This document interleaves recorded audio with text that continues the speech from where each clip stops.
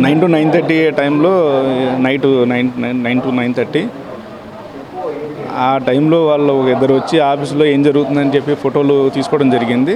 ఆ టైంలో మా డీటీ గారు కన్వీనియన్స్ డీడ్స్ వచ్చిన గవర్నమెంట్ ప్రింటింగ్ ప్రెస్ నుంచి వచ్చిన కన్వీనియన్స్ డీడ్స్ సచివాలయం వారిగా ఏదైతే ఇంకా ప్రింటింగ్ డిస్ట్రిబ్యూషన్ కావాల్సి ఉన్నాయో దానికి ఉన్న కారణాలన్నీ వీఆర్ఓ దగ్గర పెట్టుకుని అన్ని సెపరేట్ చేయడం జరుగుతుంది.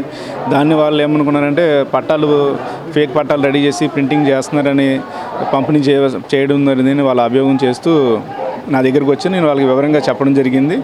తర్వాత వాళ్ళు వెళ్ళిపోయినాక కొల్లు రవీంద్ర గారు ఒక 30 మంది నా ఛాంబర్కి వచ్చి నన్ను ప్రశ్న జరిగింది. వారికి కూడా వివరంగా చూపించి అన్నీ అర్థమయ్యేలాగా చెప్పడం జరిగింది.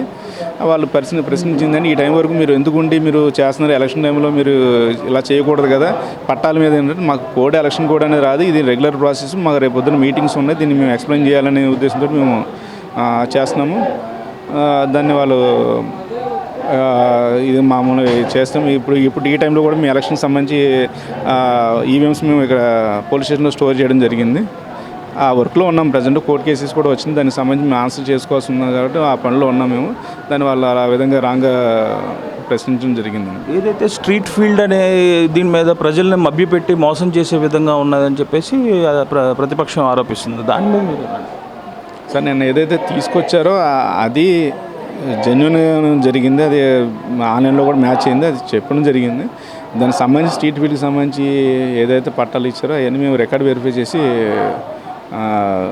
చూపిస్తామని చెప్పి 2 రోజులు సమయం కావాలని చెప్పి అది రికార్డ్ కూడా వెతుకుతున్నాం. దానికి సంబంధించి పూర్తి వివరాలు ఇవ్వాలి. దాని మీద కలెక్టర్ గారు ఎంక్వైరీ ఆఫీస్ని వేశారు. దాని మీద ఎంక్వైరీ ఆఫీసులో వెరిఫై చేసుకుని దాని మీద యాక్షన్ తీసుకుంటారు. ప్రతిపక్షం వాళ్ళు ఎంఆర్ఓ ఆఫీస్కి వచ్చినప్పుడు మరి ఇక్కడి నుంచి ఆర్ఐఏ విఆర్ఏలు ఇక్కడి నుంచి పరిగెత్తు పారిపోయారంటూ కొన్ని విజువల్స్ అన్ని చూపిస్తున్నారు. దాని మీద అంటే పారిపోయిన ఆర్ఐ గారు మా దగ్గరే ఉన్నారు, ఆ సిబ్బంది అక్కడే ఉన్నారు. ఆ టైంలో ఎక్కడికి వెళ్ళేది లేదు, కావాలని వాళ్ళు క్రియేట్ చేసింది తప్ప ఎక్కడ లేదు. మా విఆర్ఏ ఒక అతను వెనకాల వాళ్ళ ఆఫీసు వచ్చి బ్యాక్ సైడ్ ఉంటుంది. యూనియన్ కానీ వెళ్తున్నప్పుడు వీళ్ళందరూ 10 మంది పరిగెట్టగా అతను బద్రి పెరిగెట్టాడని చెప్పి వాళ్ళు చెప్పే తప్ప లేదు. ఒకవేళ ఉంటే అతని చేతిలో కానీ ఏదో రికార్డు ఉండాలి కదా, అతను వాళ్ళు తీసుకొచ్చినప్పుడు అతని దగ్గర ఏం లేదు, ఒట్టి చేతులతోనే వచ్చాడు అతను. అయితే ఇటువంటి అవకతవకలు ఏవైతే జరగలేదంట? లేదు, మేము మా ఆఫీసులుగా పని చేసుకుంటున్నాం తప్ప దీంట్లో ఎటువంటిది లేదు. ఏదైతే అవకతవకలు జరిగినాయి ఇళ్ల పట్టాల్లో అన్న విషయాల్లో అయితే ఏమీ లేదని చెప్పి ఎంఆర్ఓ తేల్చి చెప్పడం జరిగింది. అయితే వాస్తవాలు ఏమిటి అనేది వేచి చూడాల్సిన పరిస్థితి అయితే ఉంది.